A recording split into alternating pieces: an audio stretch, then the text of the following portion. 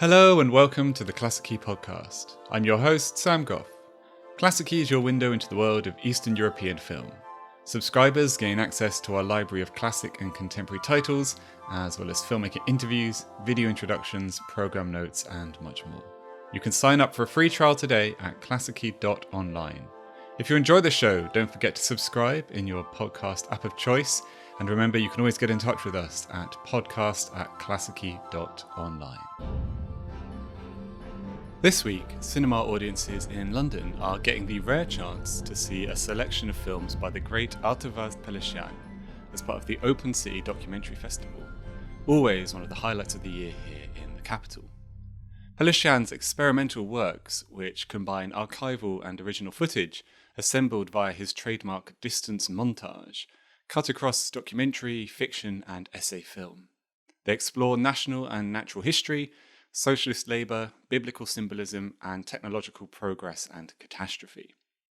Pelechian has been compared to the greats of American avant-garde film, but he also reflects the cinematic traditions of his native Armenia. In the words of the great French critic Serge Denay, Pelechian represents a missing link in the true history of the cinema. The Pelechian programme at Open City has been put together by an old friend of Klassiki, Sona Karapoghosyan, a programme curator at Yerevan's Golden Apricot Film Festival. So I was delighted to get Sona on the line before she travelled to London to discuss the persistent appeal of Pelechian's unique body of work. Interstitial Cinema, the films of Artavazd Pelechian, screens over 2 consecutive nights this week at the Institute of Contemporary Arts in London.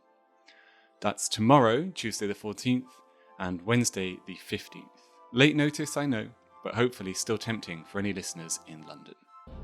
Both screenings feature introductions from Sona, and you can find all of the information you need, book tickets, and read an essay by Sona on Pelechian's work, all at the link in the show description.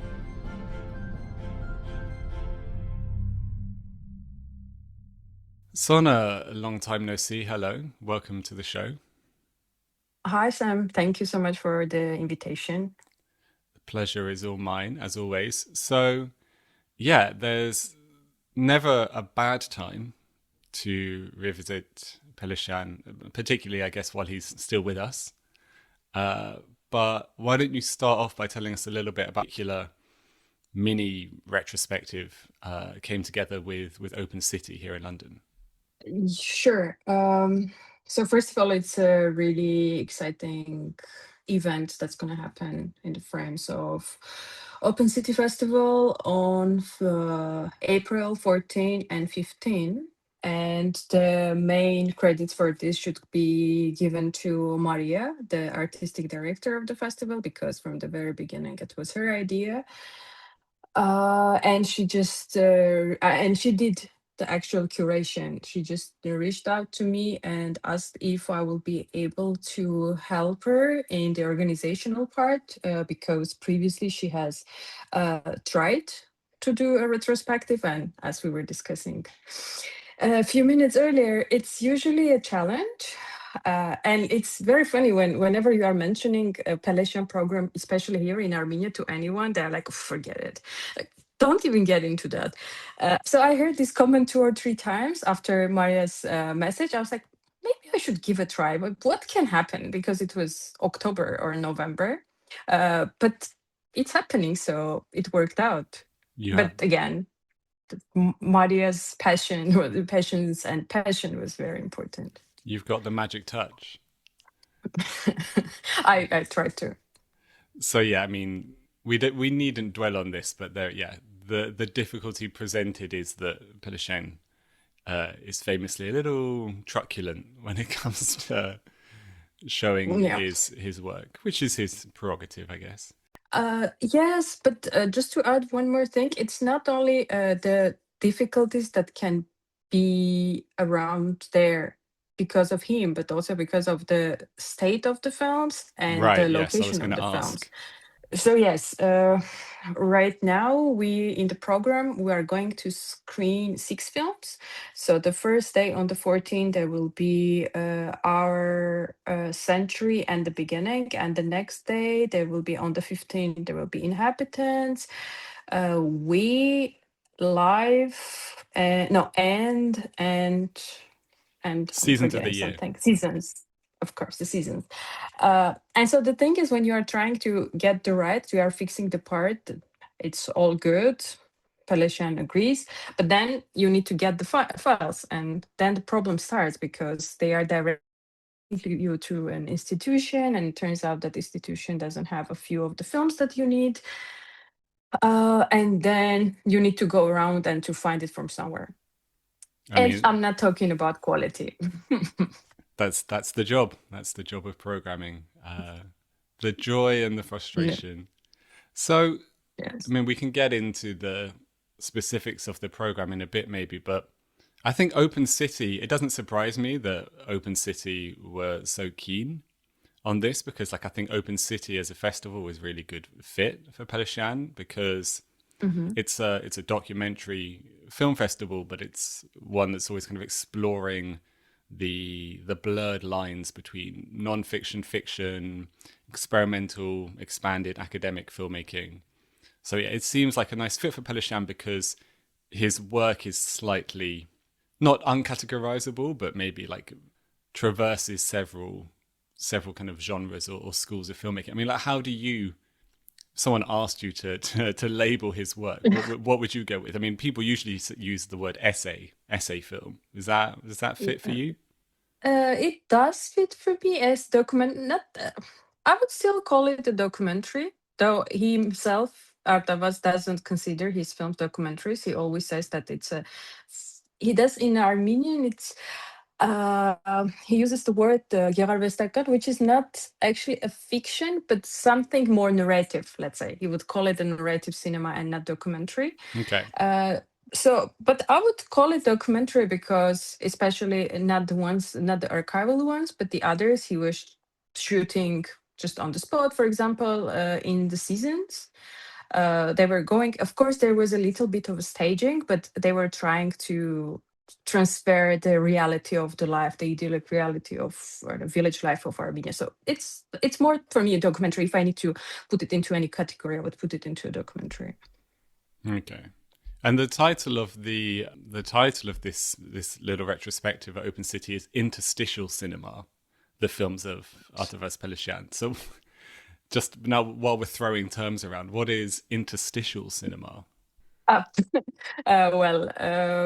something that just not expands, but includes everything in the world. I know when you are talking to Pelechian or Okay. when you are, Well, that no, clears really, things up. Yeah. when you are discussing it, I mean, when you are reading, because I haven't had the chance to have a discussion with Pelechian, but when you are reading his text and asking, like, okay, what is this film about? So it's about life, it's about the world, it's about the universe. So I think it really works with the title, you know? Yeah, I guess so. Something old school, isn't there, about a filmmaker who just feels confident saying it's about everything. If you read a bit more, you will find all the definitions of old school in this text. I read so much when I was especially preparing for the essay, but it's another type, another I think field of exploration of how he is presented in Armenian academic or journalistic, culture journalistic spheres, and how it's presented in French and American. It is, and you understand how the legend around him has created, because there is this huge legend around him. I was like, okay, Yeah. so here. Yeah, you're referring there to this essay that you wrote for Open City Yeah. to go with the Yes. program, and there'll be a link for that in the underneath the show. We'll make sure to include that. Actually, since you brought that up, that kind of brings me on to something else I wanted to ask you about, which is what is Pelechian's reputation in Armenia? Because, like you say, he's kind of fairly, at this point, I mean, it's a fairly recent degree of renown, I think. But, like, I think in France and America, and certainly amongst people who kind of essay nonfiction film, he now holds a pretty kind of secure reputation. But, like, what is his position, his function, his reputation in Armenia? Because, like, I mean, he's still with us. Like I say, he's still alive. He's still living. Wait, And actually, he has ideas. So he is not very. social in a way that you will never see him at the events or film related events, which is very important to if we are trying to consider him as a part of film society. He's just this silent master Hmm. who never gives interviews, and so if someone wants to visit him, you can try reach out to him, and maybe he will meet you or maybe he won't. But when we are talking about his legacy, he's just there. I was talking the other day with a friend, and he just, from the way that I was talking to him, he said, like, okay, it feels like you are referring to your own gods. So he's really on that f- place of being like the god. And I think this is how he perceives himself as well. And it's I don't think that it's a very recent thing, because when I was reading this all the articles from the 80s, I think maybe even end of 70s, in the all the articles he's referred as this master who never whom never no one ever will understand, who is ununderstandable because he's beyond everyone. So there's always this uh untouchable aura around him. And another thing that I can't remember in the recent maybe 10 years. No, I think I'll remember one or two screenings of his films in the recent 10 years in Armenia. So his Really? films are not screened. Yeah. And the problem is not that people are not interested. Just going back to the problem of him being a bit difficult. There was one screening in of Nature in the autumn of 2020, I think, or So maybe when it even came, that's better. his most recent kind of feature length film, and that's when it came out, right? Yes, 2020. Yeah. it was in 2020 in collaboration with Cartier Foundation, and the premiere was in Paris. I think there it was presented as an installation, not as a film. But then it was screened in Armenia. I think it was either 2020 autumn or 2021. Hmm. I can't remember, but it was a really crazy event because again, 2020 or 2021, it's time when you are supposed to sit like far from each other, let's say. But in the hall of 500 people, there were more than 800, Oh wow. and he was there. Oh yeah, it was really crazy, and it was a free screening, so everyone who wanted could come. So there were no tickets, and everyone came, and it was a very amazing experience. He was there. He said maybe a small speech or something, and maybe in 2017 there was a screening of We, and that's all. In the festival at Golden Apricot, I don't know where the last time we screened his films. But it's interesting. So he Sounds is like just silent person there that we are just but it sounds like worshipping. when he does step out from behind the veil, the appetite is still there to kind of Oh yes. experience his work. Yeah. Is he talked about? Is he associated in Armenia with people like his close personal friend Sergei Parajanov, or other Oh. these kind of other giants of Armenian cinema? I mean, he was, like I say, he was very good friends with Sergei Parajanov, or someone like Mikhail Vatanov, who was his cinematographer on a number of his films, like another really important Armenian film artist. Does he kind of get talked about in terms of that heritage? I wouldn't say so. Definitely not with when you're talking about Parajanov. I mean, they are just considered Right. completely different and separate from each other.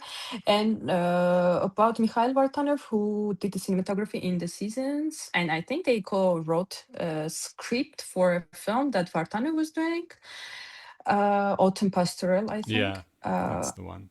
But for example, the works of Vartanov are not known at all in Armenia. And I'm not sure. I mean, I don't remember any of his films being screened in Yerevan in recent years. It has some other reasons for that, but they are not, I know, discussed together usually. Yeah, the reason I ask is because when people in the Anglophone world talk about Pelechian, the main comparisons seem to be these kind of classics of American New York avant-garde filmmaking, like Hmm. Ken Jacobs, who recently passed away and who was also getting his flowers at Open City this year, or Jonas Makers, or that kind of New York experimental scene that kind of centered around anthology film archives, that kind of diaristic found footage style of East Coast American experimental filmmaking.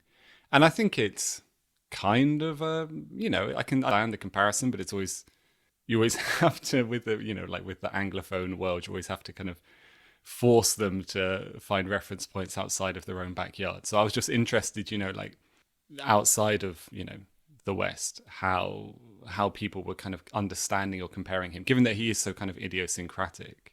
Like for me, for instance, like when I watch him, I think of Vertov. Like I go back to that kind of early montage nonfiction filmmaking, but I don't know what you think about that. Definitely not to look at, I don't know, Vartanov, Parajanov, Pelechian together, but maybe if we want to understand more of the context of or the environment that he was creating, probably we should think of geek school, because he studied in geek in Moscow. So yeah, that's and the main film school in Soviet Union, just to school clarify. in Moscow. Yes, and most of the Armenian filmmakers were, not only Armenian but Soviet filmmakers were studying there. So maybe it was, not maybe, but it was the hub for everyone to make their films. And then I think he did his first 2 or 3 films there. Then he did one in Belarus. Then he came to Armenia. But when we are talking about Parajanov, he was doing in Russia, and then he was doing the film in Ukraine. So I don't think that it's not the same as American avant-garde, just one city, one culture life. It's Soviet Union, and the culture life, I think, was very different there. I know, but it's just how I imagine the things. And also when I'm watching their films, I don't see any type of similarities. Yeah. So I guess if he's at Geek in the first years of the 1960s, he's there roughly, I'm going to get the dates wrong, but let's just say he's roughly there at the same time as other kind of filmmakers, like, it's a bit after Tarkovsky maybe, but maybe people like Larissa Shapiko, Gleb Panfilov, maybe Parajanov, roughly at the same time. So, it's a kind of interesting post-Stalinist, post-Thaw generation of filmmakers from around the Soviet Union, which would have been at film school at the same time. So you're right that there's probably something there. It is the whole period, actually. Yeah. That's why the culture was like more or less thriving. But what was interesting when he was doing, for example, that is, I was thinking about that in 1969, it was the liberalization was already over. So yeah. But still, he was doing almost a national film. Of course, he can say that through national, he was exploring the world, etc. But it is quite a national film, which was an interesting thing for 1969 or 1968. Why was he so relatively non-prolific? Given that he, as far as I understand it, he never encountered the kind of outright censorship that someone like Parajanov, for instance, encountered. And he's working with, he does so much archival stuff, which means he must have had like a really good relationship with some aspects of like the Soviet film industry kind of like bureaucracy to be able to get access to all that material. So given that he seems to have been fairly kind of politically clean as far as the system was concerned, like why were his films so few and far between relatively? I mean, like, you're in this retrospective Open City, you're showing 6 films. That's basically half his films. I think more than half, to be honest. Yeah, maybe. I think, and they're mostly shorts or medium lengths as well. So is that just because these films? Yeah, sorry, I'm interrupting, but all these films together are less than 4 hours. Yeah. Which is crazy. Is it just because they were so laborious to put together? Again, from another interview or the text by him that I was reading, that he was just saying that he prefers to spend more time on thinking about the film. Obviously not making, because making of the process during the Soviet Union was very structured. If you cannot make a film 5 years, you can think of your film for 5 years, but once you have the funding, in 1 year you need to finish it. Right. So I think it was his personal decision. So this is why he says what he mentions. And when he's asked also about the censorship of if he was censored, because in the beginning, I think they asked him to remove some scenes, and he says that maybe it was a political problem, but for him, those scenes weren't working anyway, structure-wise, and so he didn't have any problem to remove it. It just improved the film. So I think it was just him not wanting to do the films. But right now, if we discuss what's happening with his new film, he has this idea of making a fiction film. I think it's a fiction. Ooh. Maybe I'm wrong. Homo sapiens. I mean, I don't think it's gonna happen, but it's called Homo sapiens, and he just asks for a big amount of money from the Armenian government to make the film. It was the case like maybe 10 years ago. He still didn't have the money. He wasn't given, but it's not that he has applied. This is another thing. Right. Okay. Well, watch this space. You don't sound too optimistic, but we'll see. No, I I mean, don't think so. I do want to get into the films that you're screening and like your personal response to his films, but just before we do that, like there is one other thing that we do need to cover, and I'm slightly dreading asking it because I don't want to have a film theory discussion. But with Pelechian, like we do have to talk about his theory of film, or like his theory put into practice in his films. And like I said, we do have to be a bit careful here because we don't want to get lost in the reeds of what exactly montage is and montage theory. It's the question of how images are cut together and juxtaposed within a film. But the kind of calling card that Pelechian has that people ascribe to him is this technique or approach or theory of distance montage. Yes. Look, we could get into how it's different from Eisenstein's montage and this and that and the other and the kind of the heritage of Soviet avant-garde filmmaking. But let's just stick with Pelechian. You're not going to enjoy this question, what is distance montage? I was expecting that question. What is distant montage? I think it's something that every person who watches Pelechian's films finds for themselves. So I think it's That a is a very cop-out answer, unique Sona. thing. It is really, because everyone has their own definition. So I can give you my definition, what it Please. is. So it's the actual integration of poetry into cinema. For example, just making or choosing some pivotal base scenes throughout the film, and then creating or collecting some other images around this main image, the main scenes. And according to Pelechian, or maybe I can later I will bring an example so it will sound less messy, or like I'm rambling about something. And then there is just the energy that is created around this pivotal scenes. So if we are taking the example of one of the most famous films is he has this image of the girl, a scene of a girl, and then there are certain things happening, and then again the same image of a girl, and then there is another image that is not the girl but it is connected to the girl. So his point is that when you see the image for the first time, you understand it differently, and then after seeing certain images you understand this in another way, and it gives more content to what you have seen earlier and what you're going to see after. So for me, this is, and I'm calling it this pivotal scene, the poetic lines, the refrains are, right? They're called refrains. The repeated lines in the poetry. Yes. Okay, yeah. Like in so a these are song as well, like the refrain of a song. There. Yes. Or if we're using the metaphor of poetry, I guess it's the way that images can, if you like, rhyme with one another. Yes, it's more or less, yes. And just it affects the overall narration of the film. For me, this is distance montage. Yeah, so my understanding of it is it's to do with connection.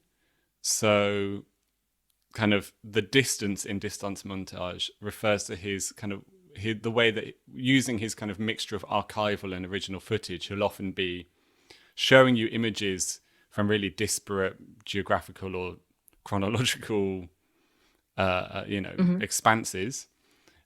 And then in contrast to someone like Eisenstein, who would juxtapose in order to create new and shocking sensations, Pelechian uses that juxtaposition to draw things together to create a connection.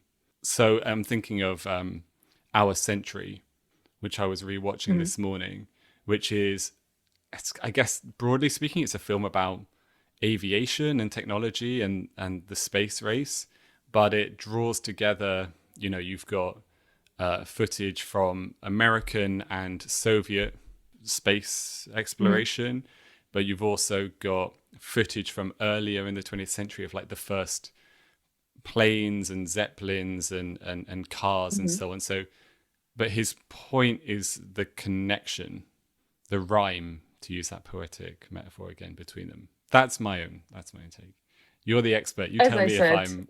as I said, everyone has their own distant montage concept, and it's probably the good thing about it. Well, yeah, come to the In screening and you can come up with your own definition of distance montage. I'm not sure that Palesia would be very happy with our takes, but it's okay. Well, you'll have to come on the podcast and I tell me why. So, listen. Let's before I let you go, let's get into the films that you've yeah. programmed here, because you've got a great spread from like his earliest stuff while he was still at film school up to stuff after the fall of the Soviet Hmm. Union.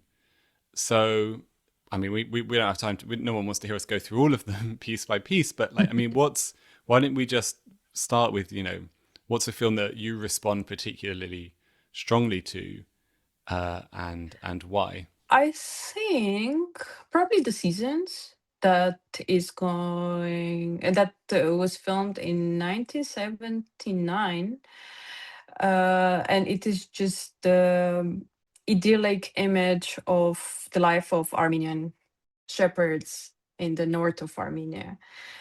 And what was the most, I mean, here he has all these same techniques that we just discussed. He has distant montage, he has the mirroring of the images. For example, you see the same thing, then the same image is repeated, but already in the mirrored position. So you Right. don't understand.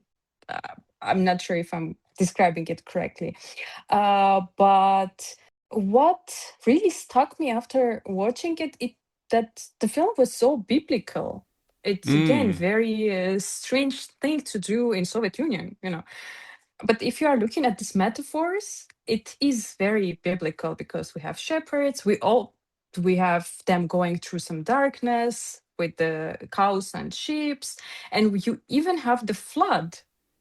Yeah, you're It's not right. Yeah. flood, but they are going through a river and they are somehow saved, uh, which was very, I don't know, a new, for me, it was a really new take on his films because you don't see it in the other ones, the previous one. And also why this one was particularly interesting because here we have like his own filming. I mean, not his own, but Mikhail Vartanov's, but this is a pure documentary. Yes. Like maybe we can discuss, talk about more about what is pure documentary, but it's more of a documentary than the archival footage that he used in Our Century. In Our Century, he did some filming too, but this is a documentary. Yeah, that's one that people often hold up, right, as his masterpiece if he has one. It's so there's such a purity of it, and it reminds me of a lot of kind of Caucasian filmmaking. It reminds me of something like Salt for Venetia by Mikhail Kalatozov.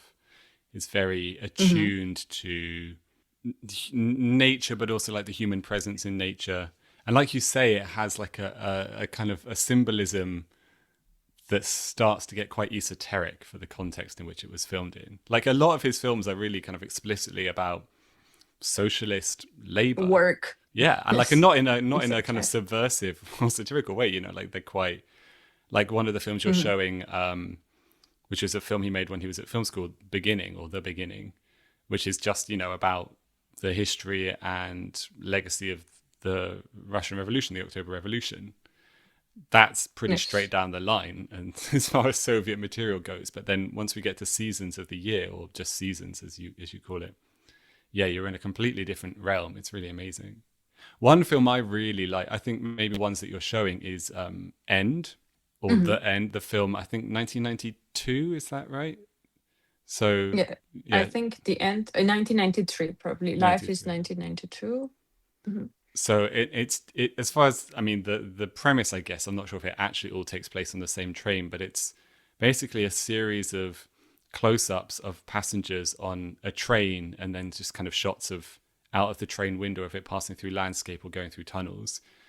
But from this really, if you like, basic material, he manages to create this amazing sense of where Armenia was at, I guess, like in this immediate post-Soviet context. It's such a striking film. And like Yeah. in contrast to something like Our Century, which, like I say, just ranges across time and space, this is so concentrated and almost kind of claustrophobic, but he's still deploying the same method to get there. He did this one, the end with life, and those are just for everyone who listens. So the films were made after Armenia gained the independence. So basically, he was free to film on every topic, and it was an independent Armenia that was in the war and some was through some other calamities. And yeah, it sounds or it feels a little bit pessimistic. But if you are doing a double billing it with life, it balances each other. And the idea is usually to screen these two films together. We're screening only one, but he is just trying to show what, yeah, you were right, how where Armenia is going, and with the life where that describes a birth of a child, it works very well. Just a not the rebirth, or maybe just the birth of a new country or new life, which is very optimistic for Pelechian, you know. Yeah, life is, yeah, like you say, life is another one of these shorts. And we're talking about films that are kind of 8 to 10 minutes long. Right? These are very condensed. Seasons Hmm. of the Year is maybe half an hour, but these other ones are very brief. Yeah, Sure. life is basically just shots of women in the process of childbirth, really Yes. affecting. Well, look, there's so much more to say about Pelechian. We didn't touch on his use of music, for instance, which is really idiosyncratic as well. The way he deploys classical music and sound effects and so on. But you know, the work is there; it speaks for itself. Like you say, people can go and watch it themselves and come up with their own definitions of distance montage and their own theories about what it is he's doing. But I think for today, we'll leave it there. The links will be in the show description for everything you need to get you up to speed with Pelechian. And if you can make it, come to the screenings in London over the next few days. And I will see you there, Sona. Very excited. Sona will be there to introduce the films as well. Till then, Sona Karapoghosyan, thank you so much for joining us and walking us through the wonderful world of Artavazd Pelechian. Thank you so much, and I'm really looking forward to meeting you and the others, and to finally share the cinema of Artavazd Pelechian.